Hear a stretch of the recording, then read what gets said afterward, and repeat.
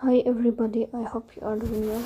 Today we'll talk about how to fix or how to solve the problem of Mango app. You click on settings. In this page, in this page we click on apps, default apps, app settings. Here we will search about Mango app and we click. Then we click on first stop and we click OK. Here we will enter to storage. Then we click on clear cache. In the end, you will turn off your phone and you will wait a moment to restart your phone again to fix that problem. So that's all. Don't forget to support us by like and subscribe. See you next time.